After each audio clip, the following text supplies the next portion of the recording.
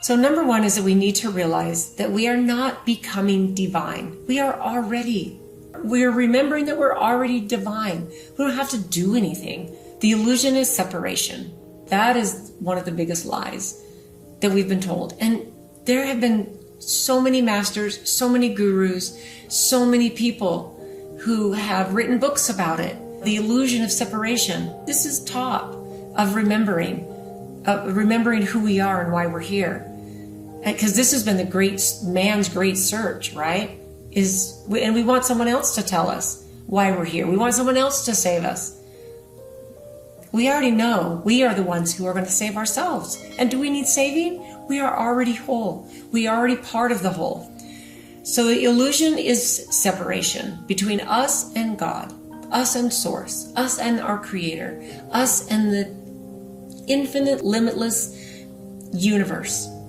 We're not separate from that. We're here having a finite experience. But humanity has kept us asleep, and they've kept us thinking that we're separate from others as well. Separate from the earth, separate from others, all the stuff. The simple truth is that we're waking up to this. We are not apart from God. We are a part of God. That's number one. Now, the second piece of this is that this life, this might trigger some people, this is not a test. This is a dance. This is an experience, okay? And here's what I wrote about that. We are not here to prove our worth, okay? And on purpose, I wanted to keep this a tiny bit edgy because I think that it's easy to dance around it and just to, we have to prove we're worthy. No, we're already worthy. We're already worthy, okay? We're not here to prove our worth. We're here to experience and to love. And I believe we're here to co-create experiences with other people and be there to lift others up and go climb a mountain with somebody and go visit a foreign country with somebody and enjoy an amazing meal with somebody or multiple somebodies, right? That's why we're here. We're here to co-create. And then the suffering that we experience mostly comes when we forget. When we forget all this, that we're here to experience and dance and love and remember who we are, this is where the suffering comes in. This is all by design. This is all on purpose. The suffering comes when we forget and when we think we must earn to belong. We need to remember we already belong. We don't have to earn anything. You don't even have to earn your place in heaven. Like that can be triggering. Then this.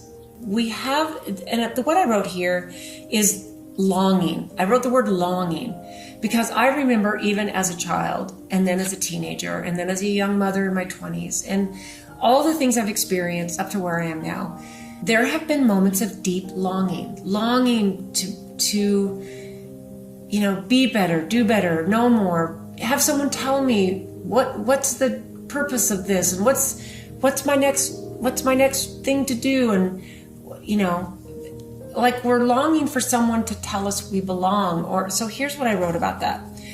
There seems for me a quiet ache that I've experienced. And I think this is common for most of us, right? A quiet ache that I've always had. And it feels like a yearning for more love, more truth, and more meaning. And for me, I've realized that this is not a weakness. This is not being weak. This is because our soul is longing. This is really a beautiful thing. It almost feels in a way kind of holy. Our longing to remember that we are part of the divine, right? And I think that look at this as this longing is good because this is part of the remembering. We're yearning for more love, more truth, and more meaning. And it's not a weakness.